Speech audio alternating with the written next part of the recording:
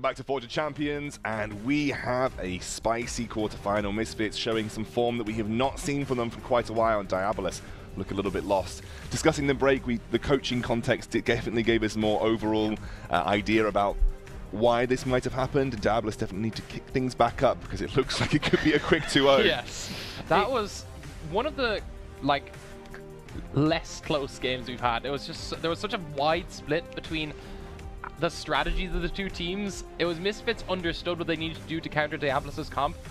Diabolus countered their own comp by making unnecessarily aggressive plays. Like, that's, the knowledge was just gone from them. Yeah, and I think what I loved from Misfits as well is that this is a callback to Misfits of old. This is the Misfits we saw in the Premiership and what we expected from this split as well. And it wasn't just like, oh, they got 1,000,001 kills like we saw Enclave get earlier today. It was clean, it was crisp, it was fast paced. They controlled everything. And yes, you know, Diabolus picked one or two kills up every now and again, but when they did, it was kind of like, cool, we have no vision priority, we have no lane priority, we have to reset everything, and by the time they reset everything, everyone's backed up, they can't gain anything, and Misfits just come back at them. And have a look at this and just take the nameplates off and go, okay, which team just swapped out one of their laners for a solo queue god? Was Misfits. Yeah, exactly. Like, you would have gone like, okay, you know, Diabolus are clearly just playing solo queue. Yep. But it was Misfits who brought in a new person in, and then actually coach them. So, look, I really need to ask this question, because we asked it every time that Diabolus are obviously in this situation. How do they change it? They've got the talent there, but how do they change it? I mean, that talent needs to be consistently coached. They need to have a direction, because right now they seem to have had one strategy, and that strategy doesn't work all the time. No, it does not. They need to have someone who gives them a bit more flexibility, and not only in draft, but even in terms of scrims, how they're playing, because it seems that they've practiced one thing, and once that one thing doesn't work, their whole game falls apart so quickly, quicker than it even should after plays like that happen. And the thing as well is that looking at it is just, with the side of, you know, Diabolus, obviously, it's now almost getting to desperation territory where we're looking at the kind of, you know, let's just go full solo queue and see what happens, try and thrive in the chaos. But picks and bans coming up, Misfits swapped over to the blue side, Diabolus onto the red, and honestly, I think, like we said in the pre-game or post-game of that last game, one, you have to ban 3 mid laners right now, because I do not believe the side of Diabolus can actually deal with this. And they can't deal with it at all. Yeah, they're actually kind of saying, lads. Okay, they're just going to cancel it. I was about to start my initial timesheet. I was like, I'm writing down picks and bans, but really I'm writing my timesheet things down. I'm the timesheet guy today, by the way, guys. What I do is I select plays that look good to go in a highlight package. And if you like plays, tweet #ForgeOfChampions4 to let us know which plays you like the most. Yeah. And that does his job for him. That does my job for me. Actually, if you guys could do that, that would be great. If you could just tweet your favorite plays from Forge of Champions, then I'll just take your plays and make it into a highlight package. I actually would just want to see like their version of like the most disgusting plays, not necessarily the best mechanically, but just things that went, oh god, like the Darius like over the wall getting a triple kill. It's just like, oh, that's not fun. No, but it was off the back of a pretty cool play anyway. It was. So, I mean, sorry, the best ever Darius hook play was when it was the old Darius that was bugged. So you started your recall and then hooked at the end of it. You hooked everyone He had a similar bug with his ult, didn't he? Where like he would go into the animation, they would go back, and you just see him like flying across the rift. Down! Oh, I got damaged, but I'm dead. Slam dunk. Yeah, slam dunk into grey screen. Darius had some fun bugs back in day. I don't know. League has had some great bugs over the course of the game. What's your favorite? That's a new question for you guys. Forge of Champions 4. Favorite League bug? Favorite League of Legends bugs? I think there's a few that are funnier, but the weirdest one to me, and thus my favorite, is when Azir came out, obviously he had crazy, all these ridiculous bugs, but the weirdest one by far was if he ulted and Jace's acceleration gate was down, if it crossed the threshold, he got 13 CS. Yeah, I remember that. We got 13 CS. It didn't give him gold. He just got 13 CS. I have a tweet. Here from, it is Ferndog, who is the XL eSports coach, he says, well, Diabolus eSports looks lost and doomed. Very little direction or idea what they want to do in their gameplay. And actually, I feel like it's like he's quoted us. Like we basically said. I actually got the information from him about the coaches, so that makes sense. It was his before it was ours, but yeah, I completely agree with him, and I think that's from a from a very professional point of view. Is that we're not. These guys are very talented. These guys were brought in specifically because they are a high-tier player, and we talked about it kind of, the importance of coaching staff, the importance of, the kind of the people behind the team. If you don't have that, that's why Coach Ferndog is so renowned throughout UK League. Is like he's kept XL up there. He's the reason why they do those reverse sweeps, because he keeps their mental there. And if Diabolus doesn't have that, honestly, one play goes wrong and they just fall apart. Yeah, they've actually got two coaches. They've got Ferndog, who does a lot of the in-game drafting and analyst stuff, and they've got another guy who does, I think it's John. I think he does all the mental stuff with them. He does a lot of mental coaching. They used to have, last split, I do believe they had Angel Archer. She was the pure analyst. Yeah, she was the pure analyst. Yeah, she's now working with Big Clan. Yes, she is. Cool. She is. Yeah. And but again, it just shows the kind of how XL, yes, they lost someone, but they replaced them. They put in someone else. They keep the backhouse staff strong so that the team can continue to grow further. And, Diabolus, as much as these guys are great, and as much as they, solo queue, they might look good, Flaxish. I feel like Diabolus almost did the reverse. They strengthened their front line, and then didn't strengthen the back. It was kind of like, the guy goes in and goes, charge! And there's like one archer who's just like, eh. The thing about Diabolus is it's a heavy woe for them that they have always had. Diabolus have always had what appears to be top-end roster, and a lot of investment has gone into these rosters, and they never quite have the goods. Well, that's the thing as well. Even if you look at last split, they had Larson and Caedrel, and this was these guys are playing in H2K. Like, these guys are LCS caliber players, and they did the exact same thing they did last season as they did this season. Spike, oh my god, this team are really good. No.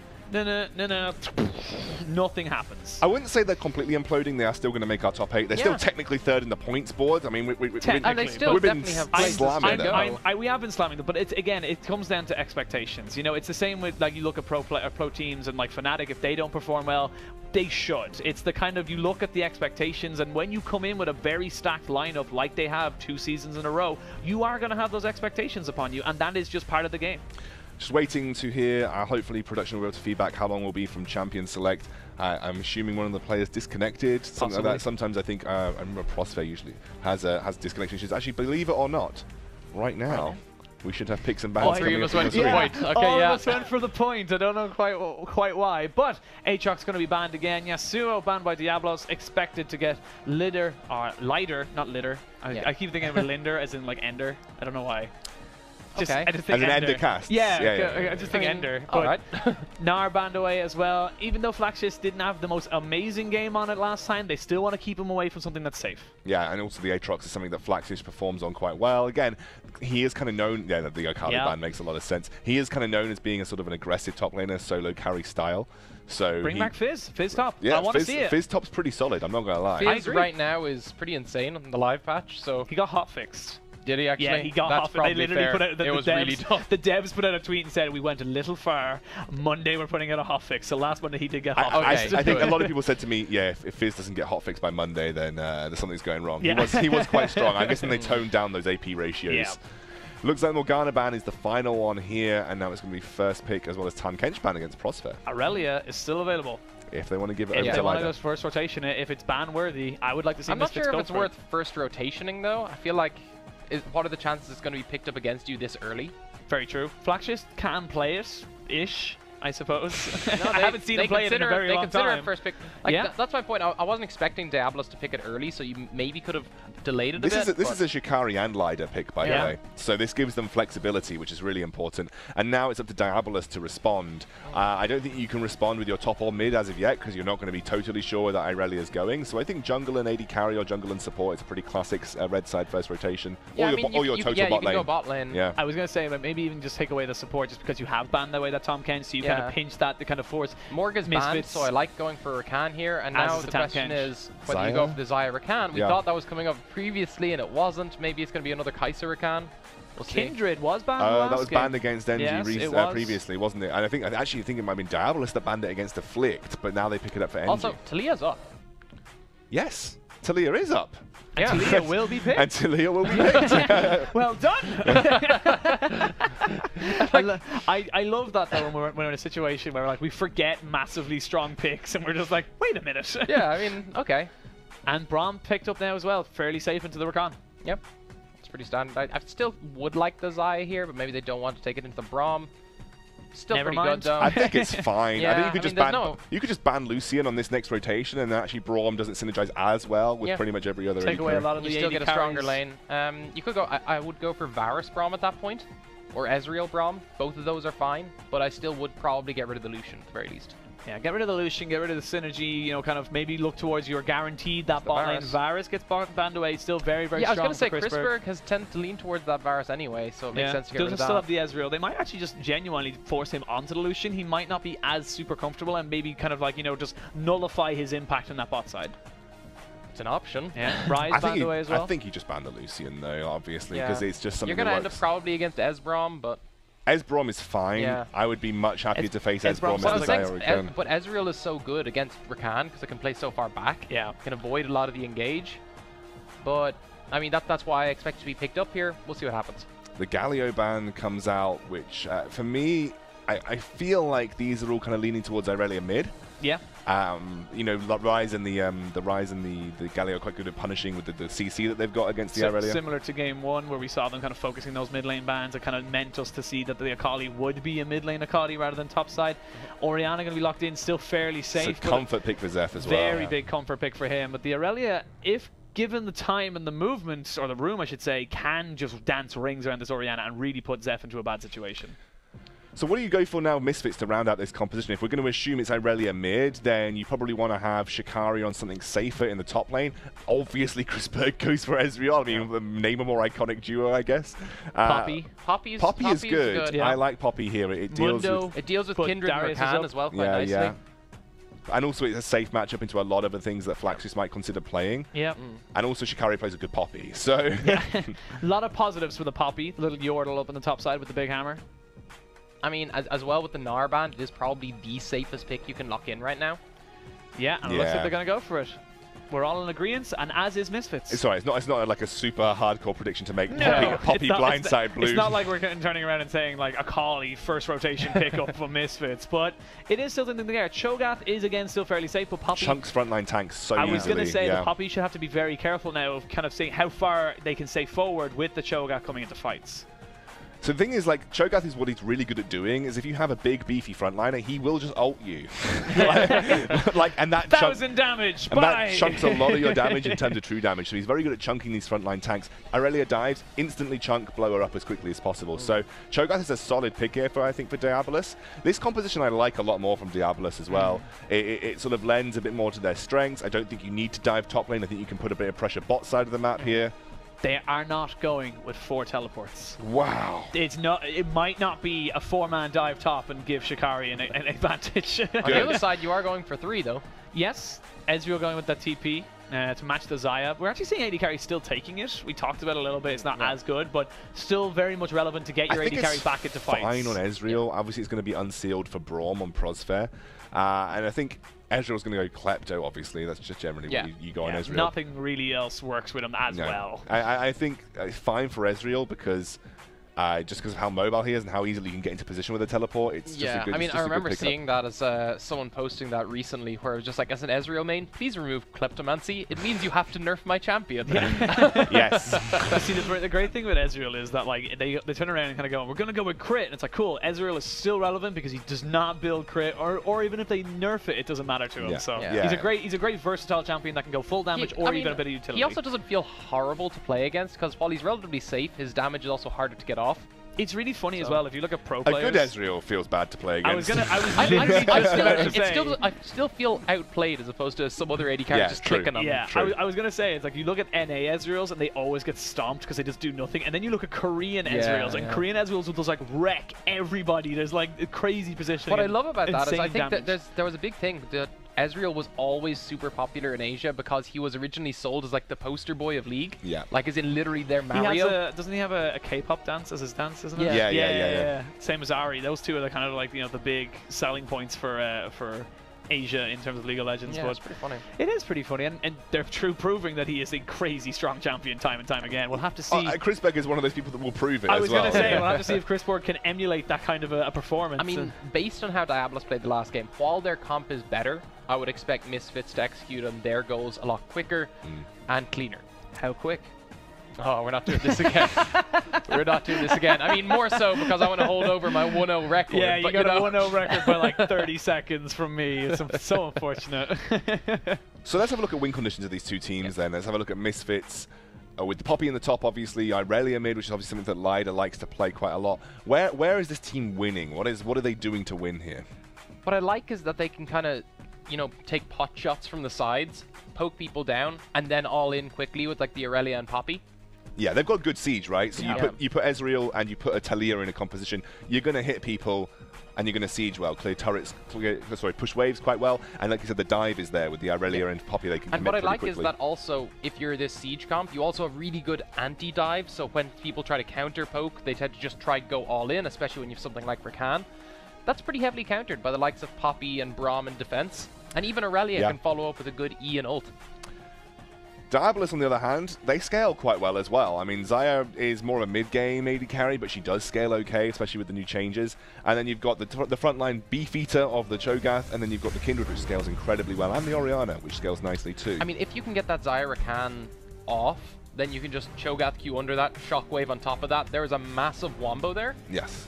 And you're just taking shots from Kindred and Xayah the whole time. Lamb's Respite is also good against the likes of Irelia for the dive. Yeah. You know, Lamb's Respite, Irelia dives in, she gets your AD carry line, Lamb's Respite, take out the Irelia, and then hopefully get your AD carry out safe and span. And you also have Featherstorm, good into the safe spick and span. And Yeah, I was going to say, it's like, I think you went with safe and sound and spick and span. I did. I combined the two phrases by mistake. Me and Ty okay. both looked and tilted our head like, sorry?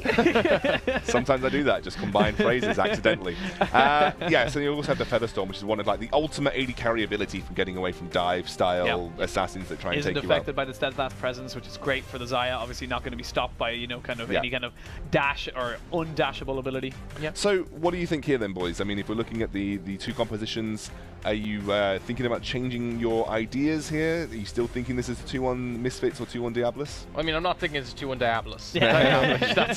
that went out the window in that last game.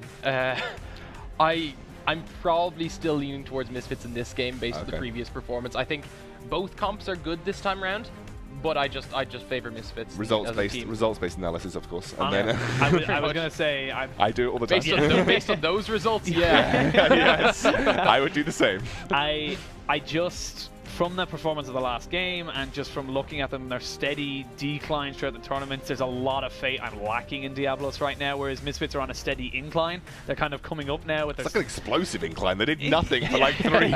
Yeah, well, it's kind of just a tale of kind of momentum, really. Yeah, So you got someone who's coming in with a brand new solo queue god apparently, and their old coach coming back versus a team that has failed to find their identity and also have lost a good chunk of their coaching staff as well. I just got to favor Misfits. I'm going to actually change my thing to 2-0 to Misfits. 2-0 to Misfits. I think same thing as what Tig said here. Definitely looks like that's going to be the case, but can Diabolus swing things around?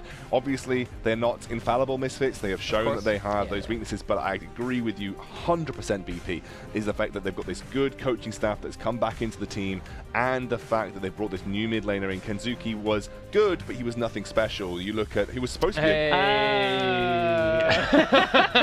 You looked at us because you trying to play it off. Yeah, you didn't quite get the joke for like a half second, and you were just like, wait, oh yeah. Totally meant. Kenzuki was supposed to be a solo queue god coming into this as well, but didn't have the performance in competitive I think they would have liked. Let's move on though. This is the second game. We are already into the game.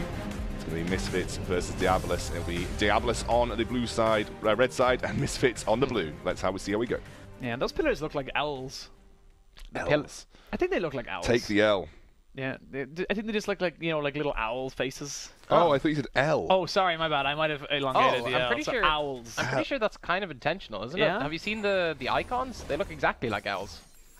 I think so. I don't think I got the icon, but we are into game. We're going to see a pretty standard laning phase from pretty much everybody. nothing too surprising. I mean, 2 minutes in, I was somewhat hoping for that. Yeah. But, hey, honestly, I would have loved to see Diabolos maybe go for something a little bit level 1-ish because... Yeah, dive him. Dive him. No, don't dive. Dive him, boys. Classic Diabolos. It's literally just like, you know, like, where are we diving, boys? This is absolutely expected in the bot lane, by the way. Something that we didn't touch in Champion Select. The priority is obviously there for Riot, Erakan, and Xayah. They are going to shove an Ezreal Braum in quite heavily, and it's up to Diabolos to try and exploit that. Oh, am I hearing bot lane tower dive? Ooh, we don't talk about the dive. And I mean, the whole thing about that is Ezreal, as an AD carry, tends to never have priority in the early game because he's waiting for tier, all his things are single target, 0 AoE. Whereas with Rakan and Xayah, had priority in a lot of lanes, aside from a lot of the Morgana lanes, potentially. But, of course, that having been banned away wasn't an option. So the Orianna actually shoving the Aurelia in, as you'd expect, a little bit early on. Aurelia needs to chain some of those skills together before she can look for an all-in. Orianna a little bit safer as well because she has that shield and barrier, so it's unlikely Lider is going to find too many opportunities to all-in Zeph. And this is one of Zeph's comfort champions, by the way. There's the stun. Oh, wait a second. There it is. Ignite, barrier used, does actually There's get popped. He's there it is. in. Okay, this is why Aurelia was banned. Just memed it. I totally memed it, boys. You totally memed it. And this is honestly such a horrible start for Diabolos now because the Aurelia is getting ahead. I mean, my point after years was he's landed consistent stuns and has run the Orianna out of mana, but... Hey, Orianna had half a mana bar left. Yeah. But no health bar. Zeph just walked into that stun, though. He could have flashed the stun. But that was the third stun in a row that had been landed, so... Yeah. Goodbye, boys. Goodbye, X-Scoundrel. Thank you for joining us for that first blood, and probably the quickest first blood we've had. Is look at this. It's just so easy for Lider. You know he's going to queue onto those minions, so you land that little bit of damage, right? He's going to follow up the next few minions. Playing up to a wall in the middle of that is not what you want to be doing. Lider recognized that, they'll punish it straight away. Even through the barrier. That wasn't even like, I waited for the barrier to expire. He burst through the barrier. Yeah. So crazy amount of damage. And honestly, this is perfect for kind of, you know, other teams to look at, not so much for Diabolos, because other teams are going to be like, right, we need to ban away these things, or we need to find a counter to it, because right now it doesn't look like Diabolos have found anything to deal with it. That's 3 bans you now have to consider against this guy, at the very least. Maybe he's got a 4th champion in the bag that he's yet to reveal. Yeah, could have like a crazy... okay, God. Goodbye. I'm getting like reflect flashbacks right now. Like this is just not looking good whatsoever. And honestly, we talked about like, you know, or rather you talked about how Misfits have got clear, concise goals. They were clean in the first game. They could probably, you know, execute on them a lot faster this game. They're doing really well to do that fast part in this game. Yeah, I'm almost lost for words with how quickly this is going down, but I like that they're consistently punishing where they can. They already forced both of Zeph's summoners. Lider's already so far ahead. You can honestly probably return there. It's not like Orianna can just sit under tower and wait for Lider to push up, because that's pretty much Zeph's only option at this point, unless you want to die again. But then as well as that, like you look at the kind of like now where the priority has been shifted, the fact that the mid lane has gone down, Kindred has to pick up that kind of, you know, little bit of CS and hold the lane so they don't lose too much of that kind of free minion experience. They have to try and, you know, kind of hold bot lane. And seismic shove. NG. Gotta be careful. Flash burned. It was literally like watching Jaws. It was like, and he's like, nope, I'm turning it off. Not watching this anymore. But again, you know, the priority on bot side has gone towards the Ezreal and the Braum. They're trying to push up this wave, try and make sure that they have the pressure in the jungle to keep pressure on that Kindred. Yep. I mean, that's all you need. You just need to hold your team together. Then Lider is going to make another play. Okay, actually gets dodged by Zeph this time. He still might die. Yep, still will die because Afflict tanked up all of that turret. That was, you can't play that better as Zeph. He played that exceptionally well. That's so sad. It's just like, it's got to be so frustrating because he knows that he played that particular one almost perfectly without summoners, and he still dies because of those 2 early kills. Yep. And the fact is that the pressure was gone because Talia was able to play up to the now flashless NG. This is rough. And this is a win through mid lane, and Lider seems to be the kind of player who knows exactly how to punish that. Let's have a look here. Like, Zeph plays this perfectly, so let's actually credit Zeph as this goes forward. Managed to dodge away from the E, walks away from the seismic shove and the ultimate coming out from Lider. Yeah. There's nothing else you could do. You're out of abilities. Yeah, like he literally has nowhere else to go. He's done everything perfectly, dodged absolutely all CC, and that just shows you how disgustingly behind he is already. Like we're already looking at like a near 2,000 gold lead at 7 minutes. Yeah, like that is a lot of gold. Yeah, and a lot of it funneled straight onto that Aurelia. I'm scared. Looking forward to seeing more of Lighter in the semi-finals, most likely at this point. But let's see how this game's going. What can Diabolus do to recover? The quick thing is they need to just offer mass amounts of protection there from the jungle, kind of hover around there. The issue is that puts them further behind because Taliyah just doesn't have to go back. Taliyah can just be like, okay, you're spending all your time around mid lane. I'll just go farm or gank another lane because, for example, my top lane is winning. Yeah, winning hard, and yeah, maybe actually they're gonna back away because they realize that the Kindred is there. Kindred just kind of showed herself and was just kind of like, "Oi, get away from here!" Just like the guy who peeks his head out of the door is like, "You may not enter." Boom. So overall, first Weaver's Wall not super impactful. They try to go for that top side to get Poppy going, doesn't quite work out, but Poppy's doing fine. 20 CS. Like Poppy's still winning. Yeah. Doesn't really matter. That's what I was gonna say. Like 20 CS is not a bad situation to be in, and bot lane, yes, it's 10 CS, but you got to be like kind of cooking Anthrax right now as the flashes burn up on the top side there. Flaxish has to be respectful of the fact that Afflict is hovering around, and that could honestly mean it's just a repeat gank right now. I mean, they can stay on this if they want. I think realistically what they're trying to do is Shikari's running a little low on mana. They were just trying to push up the wave. That's likely what will happen here. And okay, Flaxish also walks into it while they're clearing the wave. It's fine. Doesn't really matter considering he's so tanky, but from there, it's just going to slow down. Okay, this is the play that Diabolus probably should be doing. They need to make a play towards bot side because they know that the other jungler is top. Is this going to be the dive? Oh, God. They're scared of diving. They have Lamb's Respite, though. They've at least hit 6, and they have good engage. But they don't have a wave with them. Yeah, I was going to say, like, it's so risky, especially considering how badly the rest of their dives have come, and NG gonna get a shield, but here comes Aurelia. Shockwave onto him. There's a good ult, though. Lighter is gonna be forced to flash, ignites, and there's just not any more damage. Oh, no! It was the fruit of life denied. Oh, that's just so upsetting. You saw him reaching. You saw it. He was reaching so far.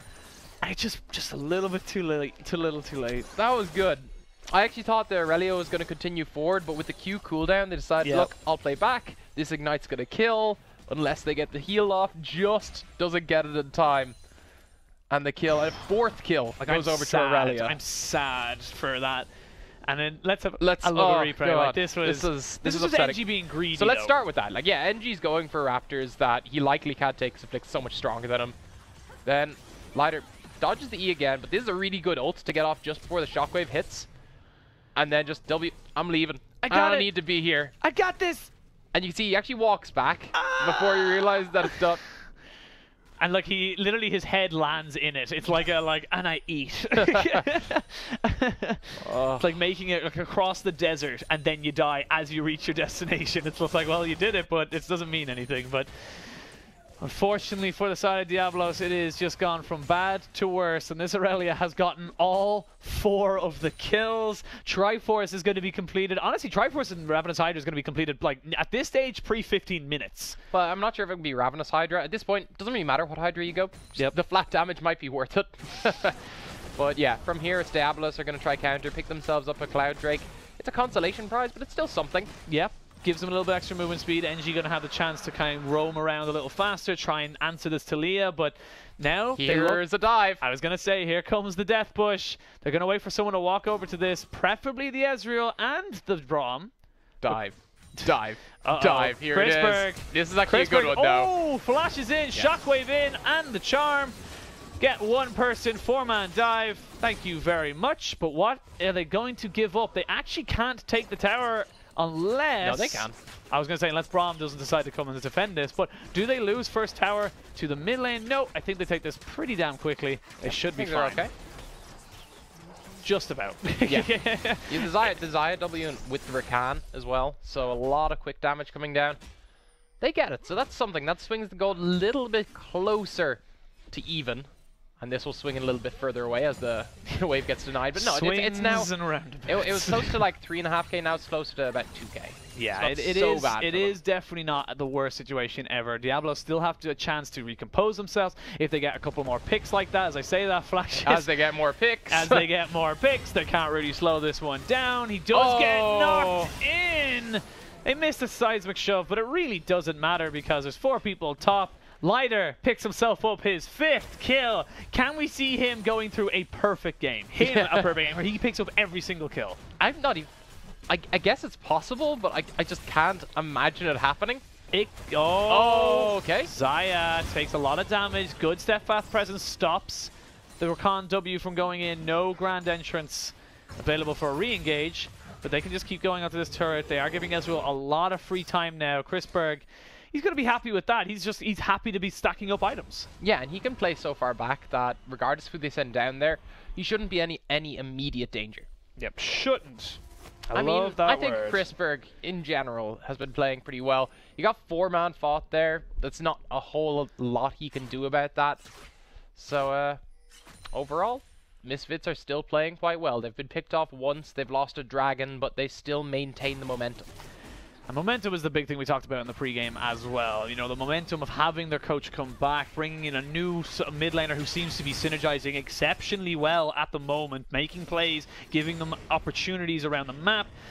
You know, you take away the 3 kills or even just a solo kill, like I don't even think they get that first kill on or the second kill onto the Orianna. So it's those little kind of plays that Misfits were kind of missing out on in their previous iteration. I feel like Lighter is just filling that gap very nicely. Yeah, and I'm looking forward to seeing what more he can do as the game goes on. He's picked up his Triforce. Now starting to look towards those Ninja Tabi. He's so strong in this Aurelia already. It's looking like more one-shots coming in. What I will say for Diabolos, at least they've gotten better at dodging his E and ult. Yes. If you can dodge it, if you can dodge an E, you can dodge Aurelia. But it'll be very, very difficult as they have to send 3-4 people up to this top side. Ezreal's still pushing in that mid lane. They are pinging out that they have to be wary that mid lane could get pushed against them. Xayah gets caught up in a little bit of a stun, but the fact that the Kindred and the Rakan are there means that she's relatively safe. Nothing really going to happen just now. I feel like they're just going to wait for a Weaver's wall even and just try and cut them off in this tower, take it, and then move forward. Yeah. Alternatively, you just set up your siege already. You have Talia who's doing decently. Chrisberg, who, as you said, just got a bit of free farm. They can already start to set up their siege because the threat of Aurelia dive zones so many people backwards. Aurelia now going in, gets the stun down, drops the ultimate. We're going to see the Feather Storm coming in off of this as well, but Lighter does not care. Why would you stop? He needed to damage reduce or he would have died to that first tower shot, but couldn't quite get out of range. He thought he was towards the edge of it, and he was, but not far enough. Yeah, and Afflict just going to take up the tower. They're actually going to drop Rift Herald after this. We actually didn't see them take it. Are going to have a pause. Not quite sure what the reasoning is for this, but they just summoned Rift Herald on Rakan's dead body. That's hilarious. Yeah, it does look like he just exploded. But let's have a look at the replay here as we go from the pip into the replay. And this was just Lighter being so far ahead, they can't even deal with the damage, even though they deal with it relatively well. Look at the instant burst here. That's what threw me. Okay, so the E-lands. And then Alt Q. That alone is below half health and the Ignite's on. Yeah. And then Q4 for one more. It's funny, actually, because I actually feel like if he had to damage reduce here, he would have died. But then just gets hit by another shot. I think he got hit by the shot anyway. I think he might have timed it right. It's hard to say. It's hard. It is very close. I think I have a sneaking feeling he might have just mistimed it, missed the first hit. Because I feel like if he damage reduces the first and the second, I still think he's okay. But it took a lot of damage onto the first hit. So we'll have to wait and see. He reconnected to Leah, so I assume Afflict just dropped out of the game there briefly as he was summoning the Herald and is now returning to us, hopefully. That is not a fun time to disconnect. Like, it's just like, I'm in this thing that could be very worth it or very much useless if I get CC'd. It does look like Rakan summoned Herald himself. Yeah, it looks like Rakan was like, I give my life and you shall be born. Weird ritual. Well, you see in the picture-in-picture here, we're getting another replay. This is the 4-man dive. This is the one time a 4-man dive is definitely what Diabolos should be doing. Yeah, and almost getting the flash into the arcane shift for Ezreal. I actually feel like if he gets that, he does get away because the charm just clips him. It could well go for a 1-for-1 yeah, because Braum or even can then get in and Glacial Fissure. Yeah. Which would help them a lot, but for now, we're coming back to this, and it'll still be Misfits very much in the driver's seat. The Rift Herald will go down. They'll at least get the charge. They can probably keep going because you still have both Xayah and Rakan dead. Yeah, reconnection there for Talia. Hopefully, we will have him back in game. We'll have one more replay, though. One more replay. This is when Kindred just got... This is so greedy. Yeah, he's going for the mark. Like, you can see on the map, he's going for the mark. Which is the biggest mistake so many Kindreds make, going for those greedy marks. And then this is just great shockwave, but perfectly timed Transcendent Blades. Yeah. And oh no. Tick. Boom. I think that, did we go slower again? Yeah. Yeah, I feel like we had a pace and then it was just gone. But I wanted the fruit. Wolf actually takes it away. Yeah, it takes the fruit. Wow, that Zeph doesn't even give her final meal. Yeah. That's just... You can see Wolf knocks the body back upwards as well, so it Yeah. gave Orianna the time to sneak in. We're in game now once more. Here we go, Rift Herald summoned onto the top side, gets the one charge. Edgy! God damn it, I felt like we were in a sitcom for a brief second there. It was just like, you know, NG. He's behind you. Pantomime. But NG is just playing too far forward and just not respecting this damage that is just huge. That did hit him. It almost killed him. Yeah. He had to go back and just, you know, reposition himself. But where do you go from Diabolus right now? Because I just don't see a shining light. Yeah, you go out of the quarterfinals most likely, but we shall see how this keeps going. They still have a chance. They need to play forward. They need to look for the kind of picks they got into the Ezreal just there, as we saw in the replays. But if they can find more picks like that, yeah, like a Death Bush, they need to run something similar, or they're just going to keep struggling as such. Yeah, Dragon is going to be spawning in 45 seconds. You would imagine that should be a pretty free objective for the side of Misfits, as they continue their domination of this series and this game. 5,000 gold in the lead. We saw this last time at 16 minutes, and about 10 minutes away, we are very much looking at a Diabolos very much diminished. And honestly, who do you send to Lighter right now? Who deals with him? No one. No. Like, even a 2v1, I still think he kills you. The Cho'Gath can maybe sit on top of him and survive a bit longer, but then no one can actually deal with the Poppy either, which is a strange one. But yeah, Shikari could probably go fight you unless you're both Xayah and Rakan. If you're sending that many people to Poppy, kind of struggling as well. This is like going to be the Ocean Drake pickup, as you said, free objective. And here they're kind of trying to Death Brush again. This is probably their best call at this point of the game. Fnatic Death Brush now turning into Diabolos Desperation Bush, and it's just not a super clean game from them whatsoever, and it's just so, like I said, it just shows a lack of identity, as they're even going to be denied the marks, because it's just like Keeper's verdict says, my verdict is you do not get this. Yeah. Verdict, a computer says no, and as I say that though, Braum gets charmed up, has to flash away. Does get the stand behind me towards they force his flash, but if you're going for the picks on Braum, you can kind of tell how this game is going at this point. Cookie has the ultimate. Yeah, has got the ultimate. Tier 2's gone down. They honestly don't have even Talia lose down there as well. As long as they Yeah. cancel backs here, it's going to be an inhib. They don't actually lose anything off of this, and there's a lot of damage on this Ezreal as well. Chrisberg has been slowly farming up. They're on an inhibitor. Diabolos, disastrous play to try and get the mid lane. They thought they had a numbers advantage, but they're just being played. Yep, and that's the inhib tower going down. They don't want to overcommit for the inhib. The right call there. But then they lose tier 2. Yep. They're going to lose this tier 2, and it's actually, they can just re-engage for the inhib, or they can make the fight work here. Honestly, they don't even need to make the fight work here. They use a shockwave just onto Lighter, but he got the damage mitigation. He tries just to stay alive. Lighter goes down. Does eventually go down. This could be a good, decent fight for the side of Diabolos. They get one. Everyone else on the side of Misfits backs away. TP cancelled by Shikari off on the backside. And that is going to be a 1-for-0 trade. Good little bit of kind of, you know, pick-off potential there, but it's not going to stop Misfits. I think the big mistake there was the Weaver's Wall left Lighter in a really predictable spot where he couldn't dodge that shockwave, and there was just a huge amount of follow-up over the wall as well. I think one or both of them, between Afflict and Lighter, had to kind of call the way that was going and try to get out, but Diabolos pick it off, so it's still something for them, but so far behind. 6k gold. It's rough, and you have an open inhib right now. Yeah, it's 6k, and only ever getting bigger. It was 4K, now it's 5K, then it was 6K. It will just keep going. There's the Sterex for Aurelia. That burst that you just did is going to become so much harder.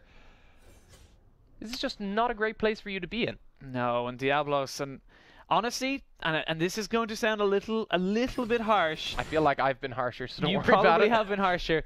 You've got to do something for playoffs. You have to change something. Oh, yeah. I think this series is done, dead in the water. Forget about it at the end of this. Just like completely nullify it from your mind, because Misfits have come back reinvigorated, completely renewed, and I think they're looking very, very strong. But Diabolos have to change something before they hit playoffs in about 2 or 3 weeks' time. Yeah, otherwise you're at the best looking at 4th place.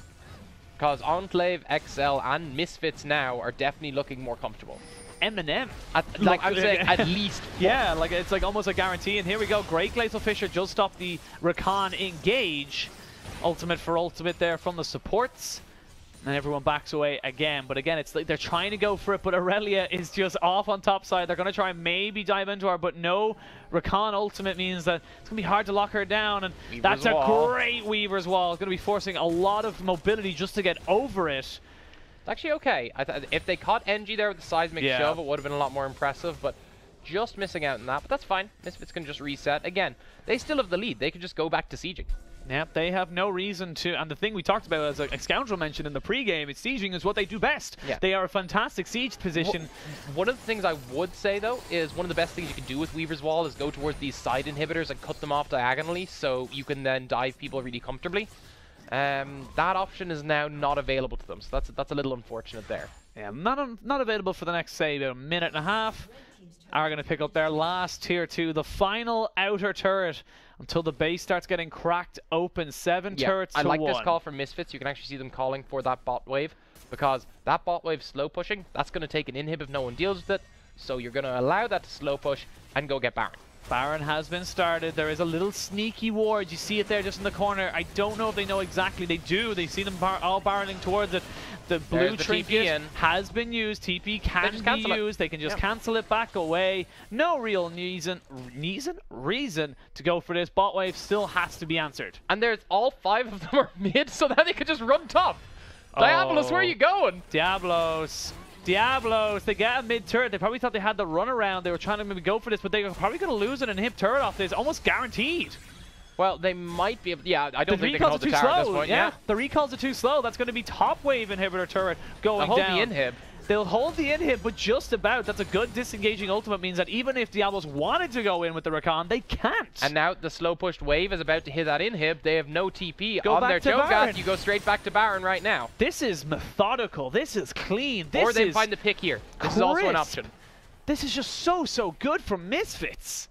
Like, I'm genuinely impressed. This is probably the cleanest we've seen any team so far in the entire Forge of Champions tournaments. It's definitely been one of the cleaner games so far in terms of the way they're moving around the map. Diabolos are finding openings, but it's never given them an advantage in any meaningful way. So I'm now looking at this again. We're talking about Misfits back on form. Absolutely.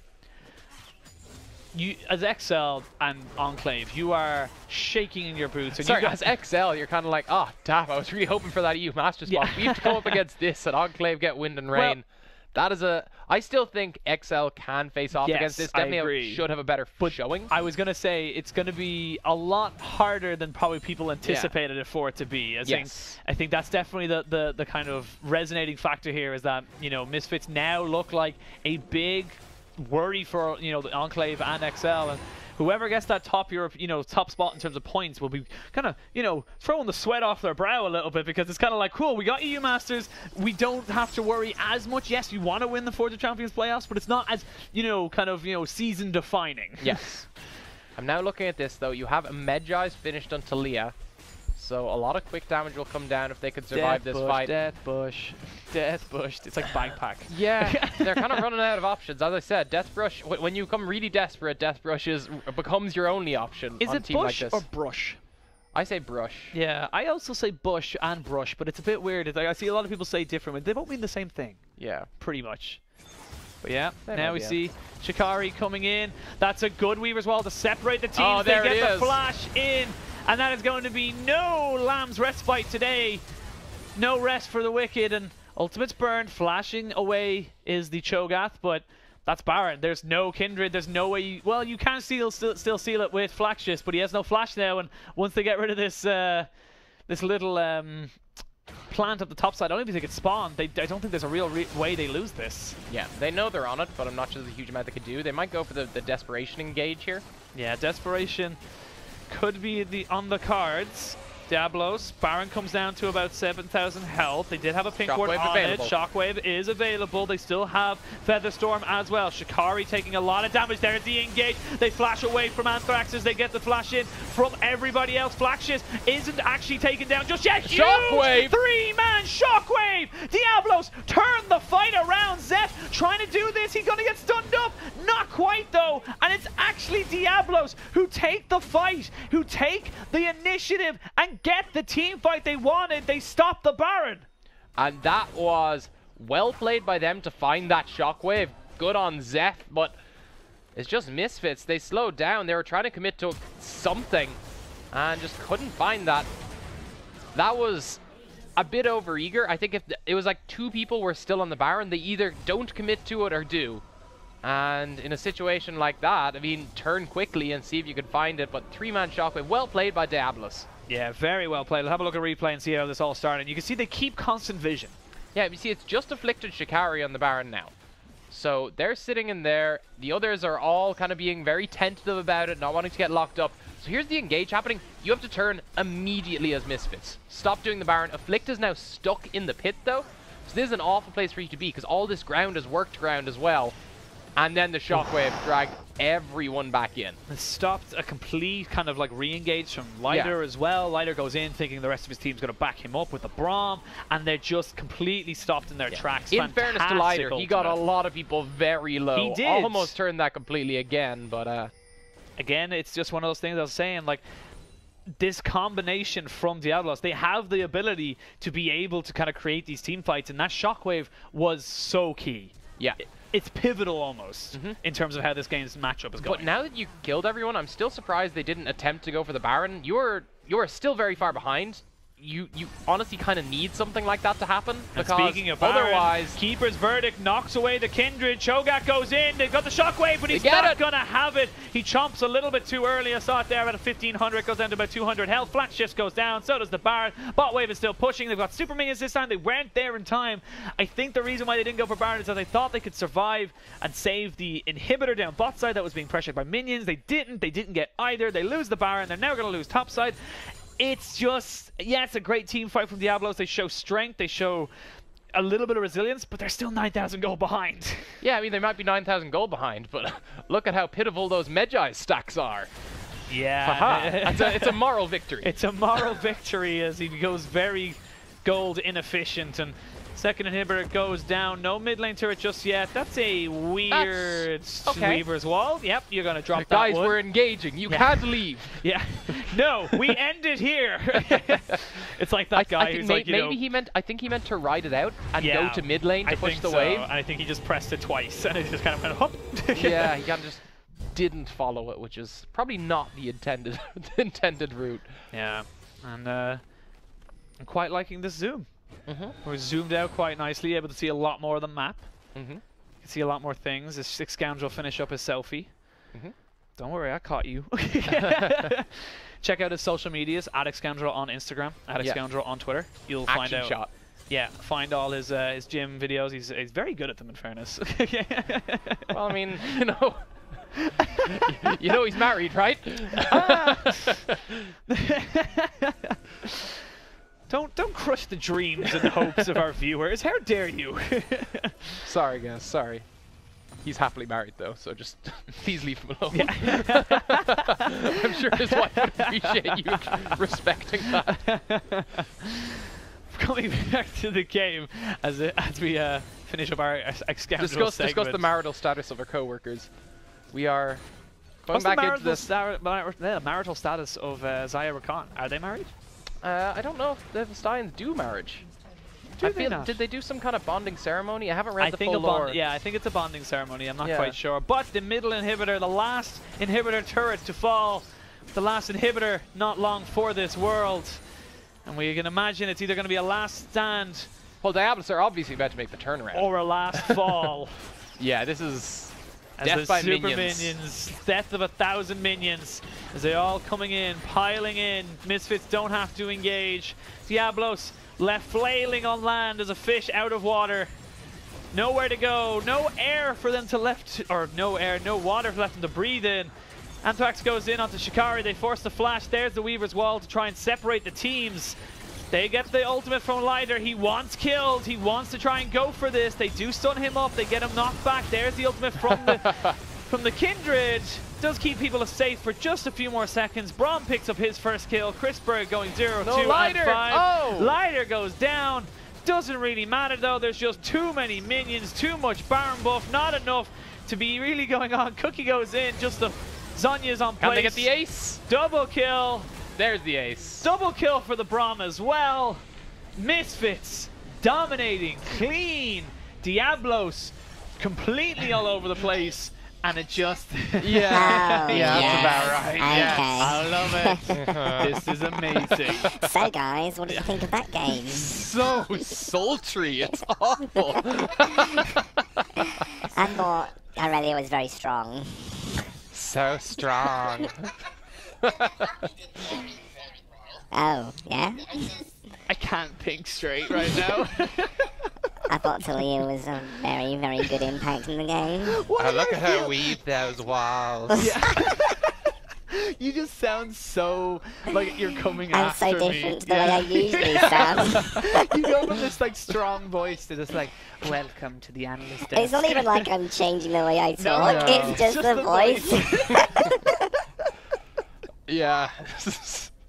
So guys, if you've liked LVP today, you can go to the LVP UK Twitter and you can fill in a survey. Yeah, no, you are changing. You can also fill it out in Twitch chat, because they're gonna... Oh, there we go. Did anyone watch Little Britain before? Yeah, I was just about to say. I sound a little bit like that. I think it's because I'm genuinely quite a posh person, and then when they put that voice on, it just sounds 10 times worse. I'm not. I was actually just talking like this. This is what I was saying. I was like, you can fill out a survey. Yeah, and it just sounds 10 times sounded worse. like you were just like throwing your arm around me while handing me a drink, just like, you know, survey. Just, If you want to fill out a survey, please go to the LVP UK Twitter, and it will be pasted in Twitch chat. It'll be there. And you can put If you all lo- your feedback in. If you like that segment, let us know. Yeah, please. I've Really, been we'd be- love to do more I've of been that. begging them to mess with the audio for weeks. So- Yeah, that we was wanted so that for funny. so There are long. other It's voices, so by the way, funny. guys. There's There are other some voices. other effects There's that are other really effects. fun. Maybe not today. But Maybe someday. another day. Maybe You another just day. throw them in But randomly. let them know that you like it, and if you don't like it, and if you do like it, we will hopefully have more of it because we love it. I think Yeah, it's it's so great. funny. I love it so much. It wasn't. We should have played it off as an accident. Yeah. I think, you know, Misfits are good. I feel like we covered that game. Yeah, I think Yeah. Misfits are now good again. Diabolos have the Lider same definitely issues. big. Obviously, He's honestly, I think this is more of a testament to how Misfits have kind of overcame their demons and are very much on the up and up. And I think Lider is a great fit for that comp. I think he's very much a perfect piece of the puzzle that was kind of shoring up a lot of it as we have a look at the damage.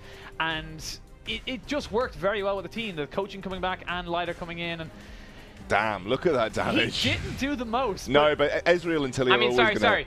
Kindred? Oh, wow. Oh my god. I mean, he got bodied this game a little bit, to be fair. 1.5 times the damage done by Braum. Braum has done 1.5 times your damage. Oh my goodness. Yeah. Wow. Obviously, Talia and Ezreal are going to look like they put, because they don't have to commit to get their damage down. AoE, so AoE abilities And and, that poke kind of stuff, abilities poke always abilities look- are always going to skew those numbers. But the fact that every single one of your carries did like at minimum 13,000 damage, it's insane. Yeah. Also, I believe, I'll wait for production to confirm, we have an interview with one of the players.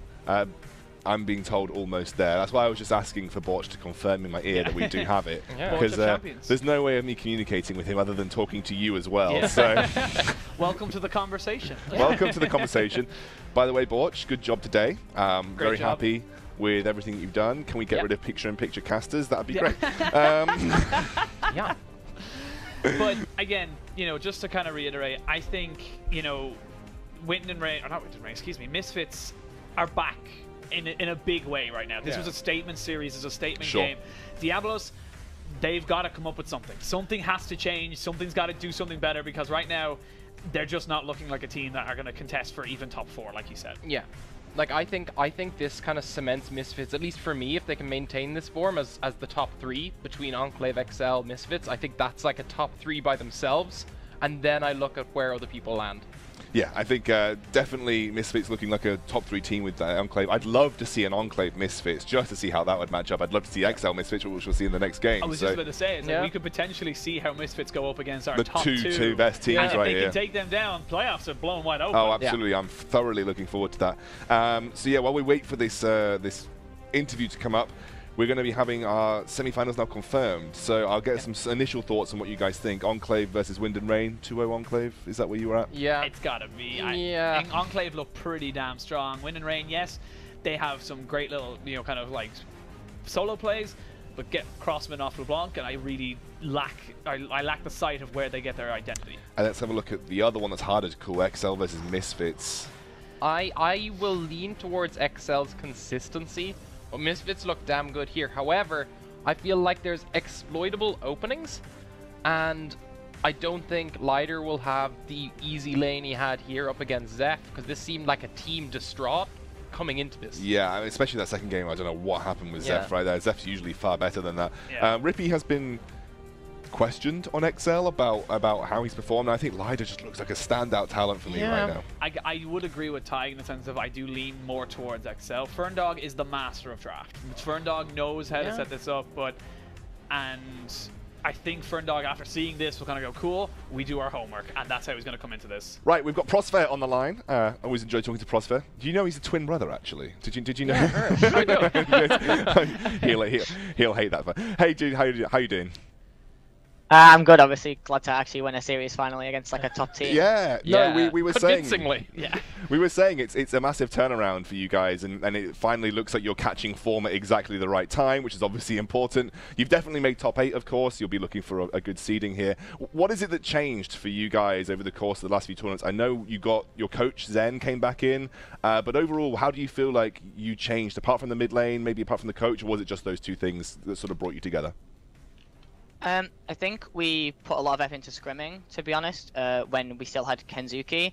But unfortunately, the team just wasn't meshing with him. It's not that he's a bad player in particular. It's just that like the dynamic with the players we have, he wasn't quite the right mid laner fit for the team. But it opened it like because we were practicing with this kind of mishmash of styles. A lot of the other players were stepping up individually, but the team wasn't working. And then we got back in Zen, our old coach, and brought in Lider, and everything kind of worked, and everyone had kind of the individuals that everyone had been working on in the meantime kind of got to step up at the same time as like a bit of motivation, and also the team kind of finally starting to work on the same page. So I think a lot of things kind of came into effect at once. And I'm just kind of curious as well, when you guys are picking a very strong solo lane in the mid lane, obviously with the Aurelia and the Kali, are you guys afraid that you've shown a little bit too much of your hand too early, or is there still much more in the back pocket? I mean, I think Leader has some different champions from most mid laners, but it's not that he can't play meta, but just that we felt comfortable picking him into these kind of assassin-style melee mids where he could, really get the pressure in and get some kills going, so we could snowball from there. But that's definitely not all he can do, and I don't think they maybe need like 10 bans to ban him out, so I'm not worried on that front. Yeah, I was actually going to say, previously I know you've helped with drafts for the team. Did that come into effect here? Were you one of the people calling that, or are you allowing Zen now or the rest of your coaching staff to come in here? No, I was helping with drafts when we still had Moti Ting, our coach that Zen has just replaced. But Zen is quite firm with drafting, and he's one of the coaches I trust to fully take charge of draft on his own, because he likes to have his own understanding, and especially after he's come off the main team. We've been watching essentially 2 months of the best EULCS team scrims, or one of the best. He has a pretty good read on the meta, so for sure. I don't think there was any reason for me to step in and help. I think you guys have looked fantastic, and it's honestly so good to see you guys perform, and especially you, Prosper. I'm always a big fan of watching you do well in UK scene, so obviously it's nice to see you perform again. You're going up against XL next week. Obviously, that's a bigger challenge, I would say. DIABOLUS have looked a little bit frayed around the edges, frankly, and they haven't looked good. But XL definitely have been on form in the Forge of Champions. How confident are you going into that matchup? Is it something that you feel you've definitely got really strong chances against, or are you sort of playing it on the back burner, just hoping that you do well enough? What's your thoughts going into that particular matchup? I mean, I never usually worry about the enemy team. I feel like as long as we as a team play to the level that I know we can play, XL won't be a problem for us. So as long as we work hard in scrims over the next week, which will give us a lot more time, we've only had this roster for 3 days. I think we should be able to beat them quite convincingly as long as we put in the hard work. I don't really think their level matters. I don't think any of the UK team's level matters. As long as we play our game and get back to what a kind of level we were at last split, I don't think it should matter who we play against. Yeah, I think obviously if you play like that, I think you can beat pretty much anyone in the UK right now, so you're looking really strong. And overall, you've definitely got good chances of going far in the overall tournament. I think the EU Master spot that you'll be going for is winning Forge of Champions here. That'll be great to see Misfits sort of get back into the EU Master spot from this point forward. But overall, so I think just to finally round things up here, what do you think was wrong with DIABOLUS? Because this is going to be more of a sort of a holistic question. What has been going wrong for them? Because they were first champions of the Forge Champions 1, and then it's just fallen apart for them since then. What do you think, in your personal opinion, has gone wrong for DIABOLUS since that point? Well, it seems to me that they simply picked up a lot of strong individual players, and that works quite well early on. You know, you don't really need much team cohesion. They were picking dominant lanes, and they were winning those dominant lanes. I mean, when we played them in the first Forge 1, I think in all 3 games we went 10,000 gold down by like 15 minutes. And we even still managed to win 1 game there. So I think even early on they showed a propensity to get a large gold lead and win lanes, but not really have the best teamwork and macro from that. And I think as other teams have kind of gotten into the rhythm of stepping up with their teamwork and just generally realizing that, you know, how to draft around DIABOLUS and that they want to be winning these lanes, and you just play to be safe for 10-15 minutes. I think as other teams have realized that, DIABOLUS has kind of lost. They're so used to playing from ahead that they don't quite know what to do when they can't just walk over the opposition. Yeah, for sure. That's what it seems like to me. Yeah, well, that makes a lot of sense. We agree with you from our end. We've been noticing time. the same trends. Hard agree. But thank you so much, Prosper. It's been fantastic to talk to you. And again, massive congratulations to you and Misfits. I think it's thoroughly deserved. One of the hardest working teams in the UK. And I'm really looking forward to that semi-final next week. Yeah, back on form. Looking forward to that semi-final with XL. So thank you very much, Prosper. We'll see you soon. Thanks. Right, so moving on, I believe we have a couple of bits of housework to clean up at the end. We'll have the bracket to show you, and we'll also have, obviously, go through some of the social things. And while I'm at it, I'll talk about LVP UK on Twitter. If you want to go to LVP UK on Twitter, you can. And you can also use the hashtag ForgeChampions4 to talk about the upcoming week, as well as anything that you've seen this week. If you want to go to YouTube, you can go to LVP UK on YouTube and search for any of the VODs. You can watch back these series. You can watch back any of the series that we've shown so far on broadcast as well. I'm just going to double check with production. Coming Borch, do we have the bracket? We have the bracket. Indeed. Let's go. Boom. Oh, this talkback system is incredible. So it is going to be Enclave versus Wind & Rain, obviously. XL versus Misfits, 2 hypey semi-finals that will be coming at you next week, Wednesday at 6 p.m. GMT, I believe. I have no idea which one we'll start with. I'm assuming we're going to start with Enclave versus Wind & Rain because it's top of the bracket, but we'll see what happens next week. And obviously that XL Misfits one, given Misfits' performances here, is going to be spicy. It's going to be very interesting to see what this form looks like up against what is definitely one of the top 2 teams. Yeah, I honestly cannot wait for this particular series. I think that's the one I'm looking forward to the most, because I personally believe Enclave outclass Wind & Rain right now, but I can't tell right now between that form that Misfits have got an XL. Very convincing today. Believe it or not, I'm hoping to go to the XL house next week to see what their day is like just before the semi-finals. So I'll be able to sort of give some insight from Twitter, because I won't be here next week. You'll have Hiprain, Orcs, and you. Yeah, Celtic. So Celtic will be here to guide you through next week. We shall be gone. Right, guys, this has been a wonderful set of quarterfinals. We've had some great action, but we have to close it out now. We will see you next week, Wednesday, 6 p.m. GMT, for the semi-finals of Forge of Champions 4. See you soon. Bye.